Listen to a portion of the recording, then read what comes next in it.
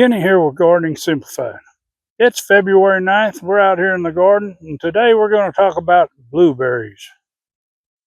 All right, we're down here in our blueberry patch, and we've got our fence all cleaned off, and we've got our blueberries cleaned. You can see our weeds are pretty good shape. You know, a lot of these beds are taken over, but don't let that discourage you. Taking a look at this from a situation as far as take one little place at a time and work on it. Don't let it overwhelm you because you're looking at the big picture. Now down here at our blueberries, looks like I got somebody who wants petted. I start talking, she starts coming. But anyway, when we come down here to our blueberries, blueberries have got to have a acidity soil. 5 to 5.5 is an excellent place to have it. My blueberries, and this one here is probably about 3 years old, and you can see how little it is. And the reason for that is I haven't paid attention to the acidity of the soil. Now, when I put these in here, I used a pine mulch in it or a compost when I built these beds, and I said, well, the acidity would be good. But with all this stuff that's being sprayed in the atmosphere with that aluminum, it makes the soil high as far as it'd be like if you put a lot of lime in your soil. It would make your pH high. And in order to work that out, I did a video earlier talking about putting lime, which you have to put lime, but when your pH is already high, you need to make sure you put sulfur. And that's what this yellowish looking stuff is. This is sulfur. There's lime there and there's fertilizer. I'm fixing to water this in. Now, if you was going to do for a longer term, you'd want to use more of an elemental sulfur. Now, this is a quick dissolving, so this will get into the soil quickly. When I come back later and check it, and if I need to bring it up some more, then I'll add some more of this to get it to where I want. Don't just do it and forget it. Get you a good digital pH meter. Don't get one of those analogs that I find it's really hard to read and it's really not very accurate. But anyway, what we've done is come in here and weed, and I want to explain now, when you fertilize blueberries, they're not like other plants. If you put the fertilizer on this side of the blueberry or your lime or your sulfur, now sulfur will migrate in the soil, so it'd be a little different, but your lime, the calcium is going to go down, and it's only going to feed this side of the plant. These plants don't take up the nutrients and feed both sides. So make sure when you fertilize all the way around your plant. Now I am kind of close.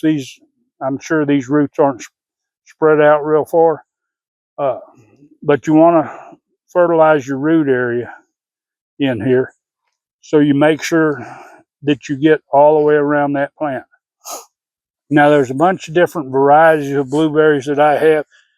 Some of them you can see the ones down there were already open blooms. These here are setting their blooms, or they're swelling up the bloom buds on there. Same with these, but we have some that haven't even woke up yet. There's no sign of it, and that's the difference in the varieties, because I try to get varieties that harvest at different times. For one, if I have a late freeze or something that gets some, I might have a variety that hadn't budded out yet, so I'll still have a chance of getting blueberries that year. Don't put all your eggs in one basket.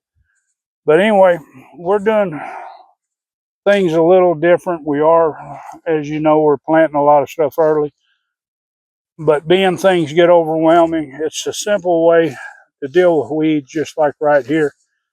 This whole side of the greenhouse, these beds are weedy like this. We covered this up. In about a month's time, these weeds will be so easy to remove. Most of them will be dead. When we have our warmer days, like yesterday we were up in the mid 80s.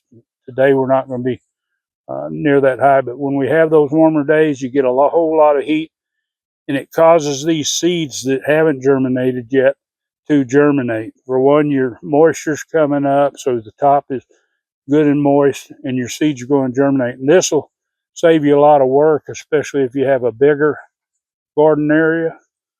But that's what's going on here.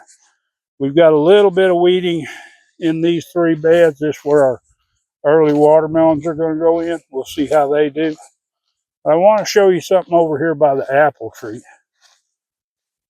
The apple trees tend to lean over, and we did pull up this walkway in here, and you can see, because it doesn't get water and the soil different, all these crust roots are on top of the ground. Well, we're going to come back in here, and of course we're going to lay some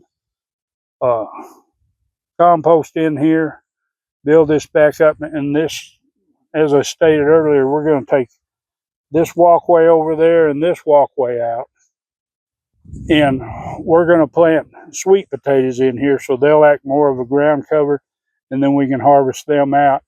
The trees will give them shade certain parts of the day when it gets warmer, and they'll keep the soil moisture, so the trees will do better. So in a way, this is kind of a permaculture, the way we're going to do our cropping this year. It will take a little bit to keep our sweet potatoes contained, but it doesn't take much. Just pick the vines up and throw them back into the pile, and to kind of keep them down to a manageable area. But anyway, that's where we're sitting. I just figured I'd do a quick video on blueberries. That way you know. Now, one other thing about blueberries is they're sensitive to salt. So a lot of commercial growers, they test their water and make sure what the salt level is in it. Because a lot of the wells that they have and stuff, they do have a certain amount of salt in them, and that causes a situation with your blueberry plants. They will not thrive. Now, I've never tested mine. If I can get a few blueberries every year, I'm happy, and I've got quite a few plants. If these ever start taking off, I don't know what I'll do with all the blueberries. But anyway, I hope you enjoyed this update, and thanks for watching. If you want to see more and you're not a subscriber, hit that subscribe, hit the bell, select all. And of course, everyone give it a big thumbs up and share this video. Enjoy that gardening experience.